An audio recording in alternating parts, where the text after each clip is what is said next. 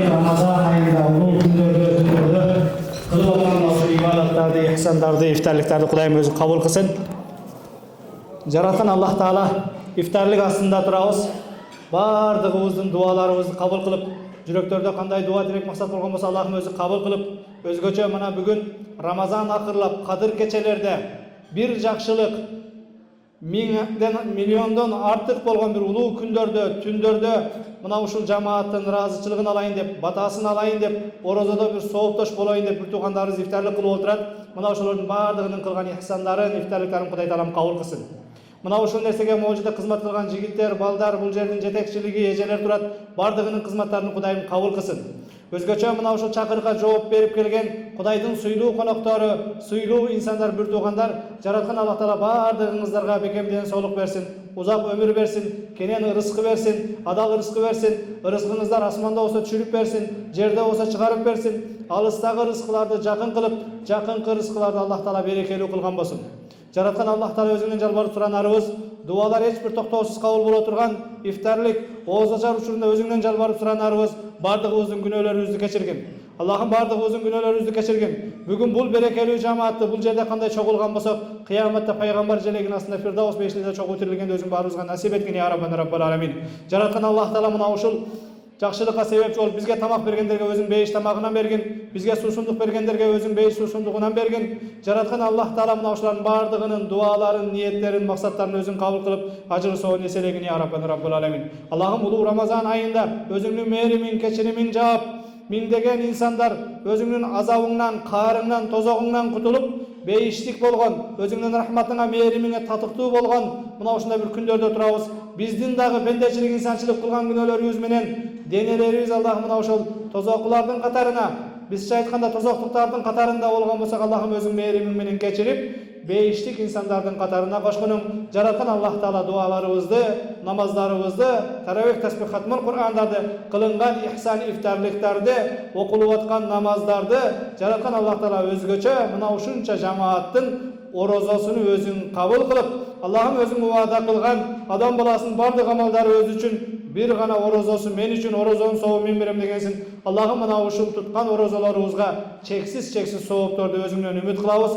Жараткан Аллах Таала туткан орозолорубузду кабыл кылып, кыяматка барганда ажыр соон эселеп бергин. Ва саллаллаху таала аля хайрил Мухаммад ва аля алихи ва сахбихи ажмаин. Бирахматика я архамар рахимин. Аллаху акбар. أقبل تعال فالشوق طال والقلب سما نحو السماء Alhamdulillah, wassalatu wassalamu ala rasulillah.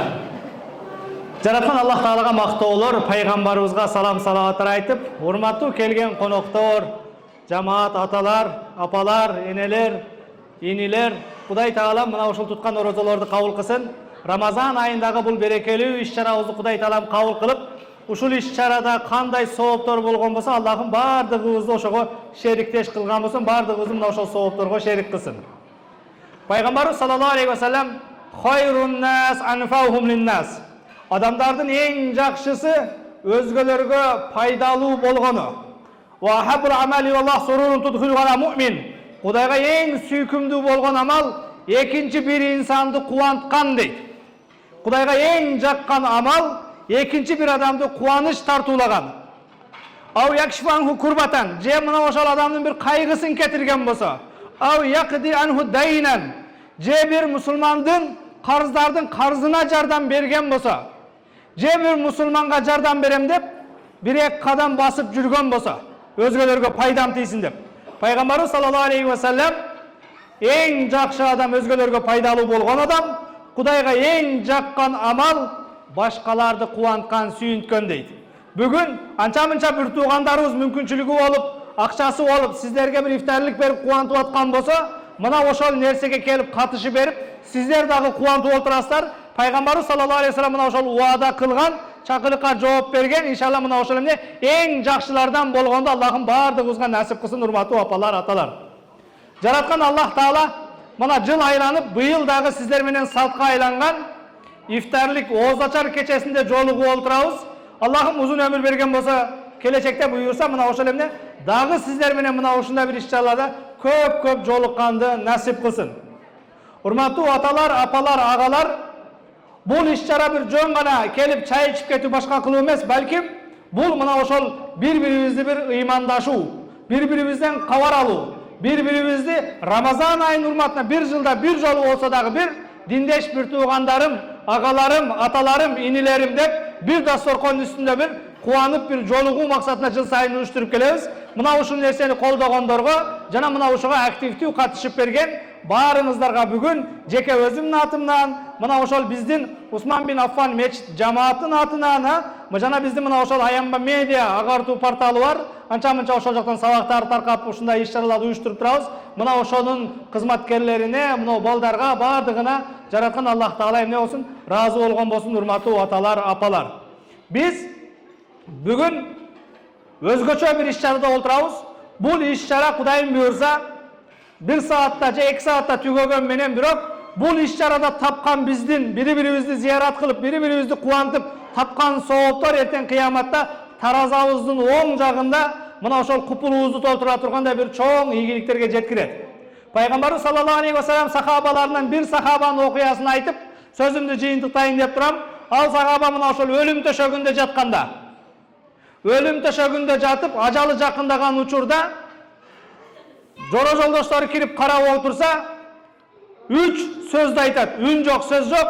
Лайтаху кана баида, аттиңай алыс болгондо. Лайтаху кана камила, аттиңай толук болгондо.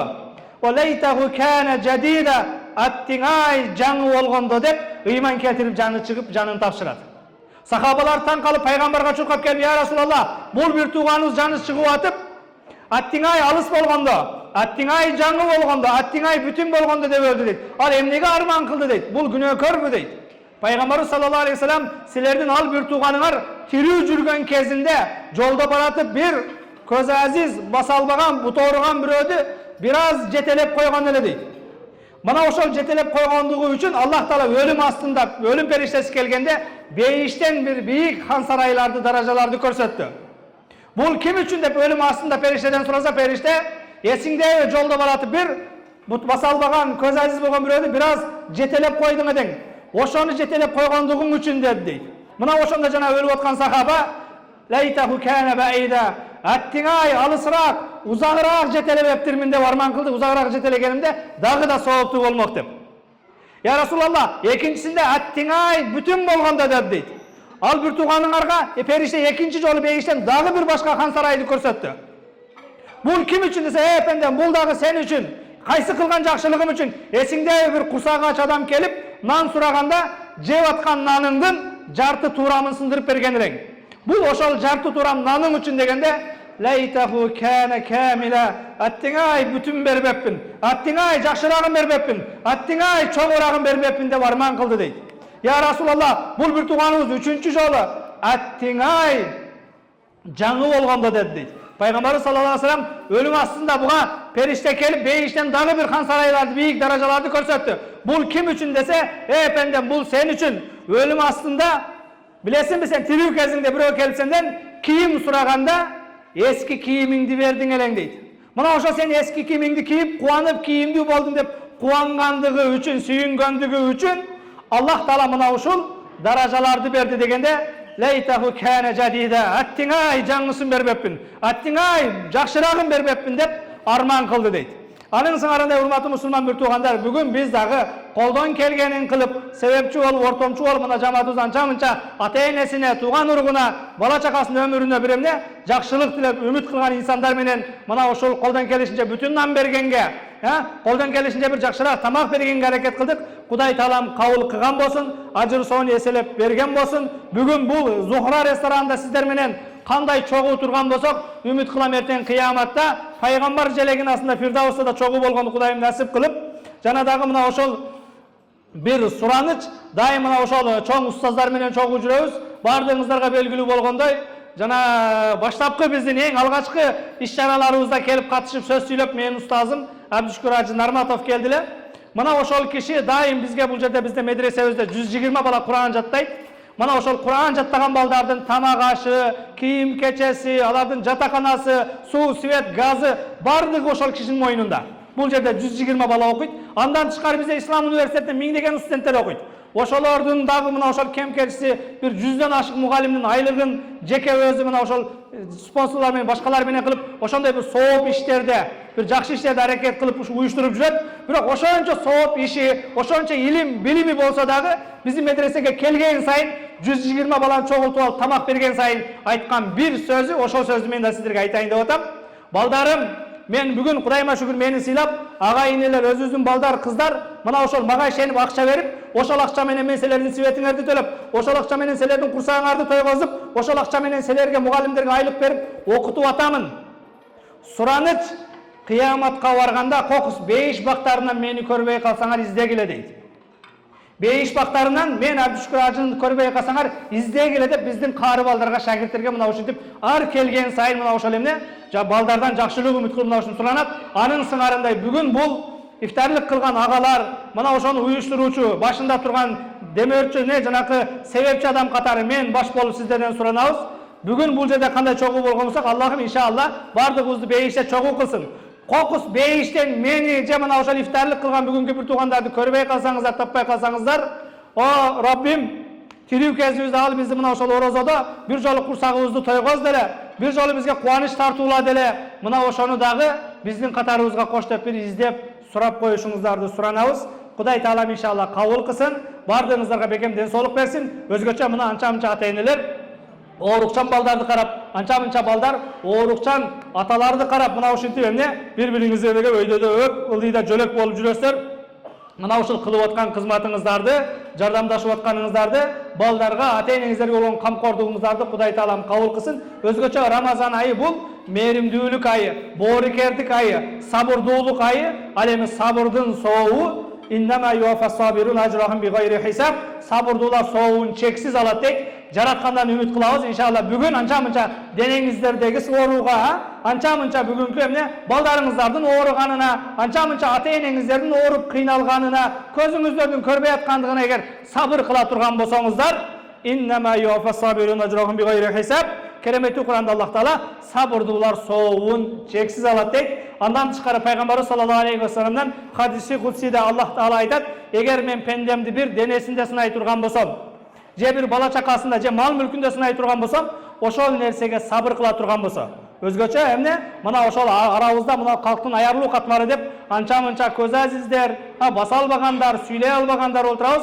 Аллах Таала кайсы бир пендемди денесинде сынай турган болсом, ошого сабыр кыла турган болсо, эми Кудайым мен ушундай жараттыр, сабыр кылайын дей турган болсо, кыяматта мен ал пендеме эсеп аларда тараза койгондон уялам дейт.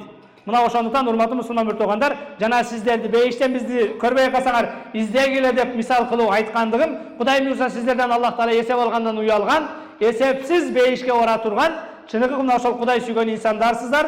Мына ошол бүгүнкү анча-мынча ооруларга сабыр кыла турган болсок, Кудай Таалага шүгүр кыла турган болсок, иншалла эртең эсепсиз бейишке киреткесер. Мына ошол эсепсиз кирген бейиште мени жана мына ошол менин командамда турган, мына ошол колдогон ага инилердин бардыгын бир издешип, бүгүн бул жерде кандай чогуу болсок, ошол жерде да чогуу болгонду жараткан Аллах Таала бардыгыбызга насип кылсын.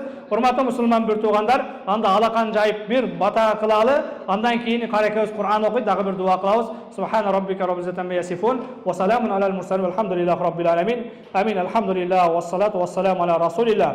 Аллахым өзүңдөн жалбарып суранарыбыз, туткан орозолорубузду кабыл кыл. Окуп аткан намаздарыбызды кабыл кыл. Кылынып аткан бул ихсан, ифтарлык, садака, закеттерибизди кабыл кыл. Жараткан Аллах Таала бири-бирибиздин көңүлүбүздү алып кубантып, курсагын тойгозолу деп бүгүн мына ондай бир жакшы иш чарада жолугуп отурабыз.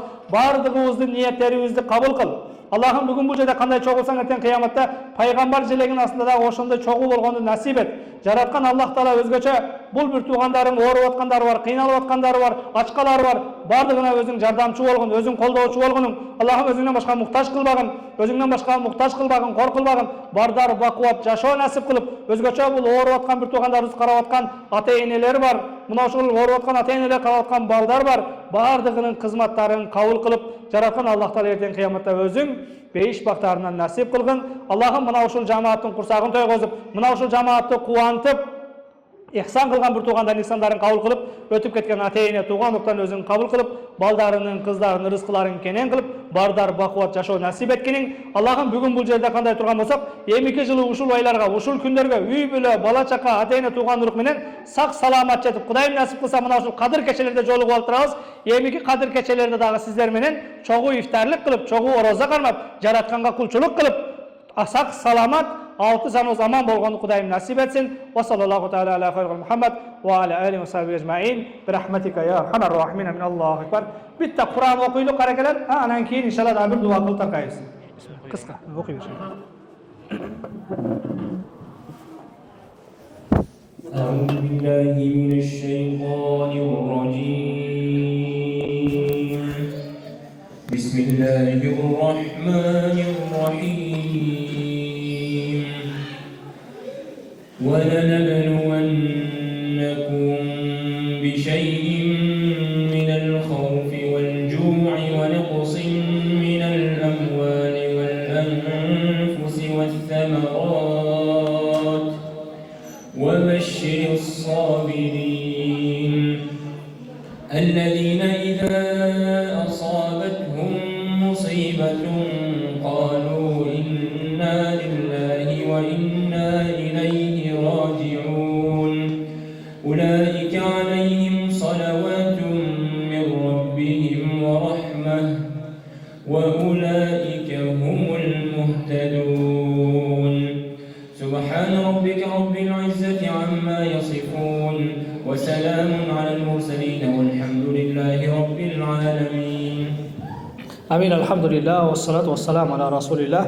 Allah'ın okulan keremeti, Kur'an'a payda olgun soğuptu. Jalpı ötüp etken paygambarlarga, Peygamberimiz Muhammed Mustafa sallallahu aleyhi ve sellemga, anın sahabalarına, tabiinlerge, tabiinlerge, uşul күнгө чейин imanға, İslamға, Kur'anға, elibizge, jelimizge kızmat kılıp ötüp etken momun musulmanlarga bağışladık.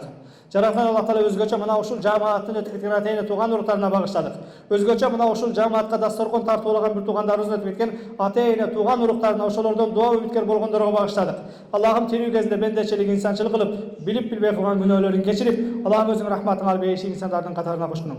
Аллахым кереметтүү Куранды баарыбызга жол башчы кыл, кереметтүү Куранга баарыбызды кызматкер кыл, кереметтүү Куранды өзүң буйругандай, пайгамбар көрсөткөндөй жашаганды баарыбызга насип эткин я Раббul Alamin. Аллахым өзүң мээримдүүсүң, ырайымдүүсүң, кечиримдүүсүң. Bul berekeli cemaat menen, berekeli tündörde, Kadir keçelerde jalvarıp suranarız. Elimizge, jelimizge tınçlık ber, ıntımak ber, birimdik ber, önügü ber, ösü ber, jetekçilerimizge iman ber, insaf ber, tuğra bağıt ber. Жараткан Аллах Таала мына ошол карапайым элдер туура жолго жетелешин насип эт. Аллахым карапайым элдошолорго итаат кылып башыйып жашаганды насип эт. Аллахым бардыгыбызга ынтымак, ырашкерлик менен баардар бакубат жашоо насип кылып, эмки ушул айларга, ушул күндөргө, Кадыр кечелерге сак саламат жеткенди бардыгыбызга насип кыл. Ва саллаллаху таала аля хайрил Мухаммад ва аля алихи ва сахбихи ажмаин. Бирахматика я архамар рахимин. Амин. Аллах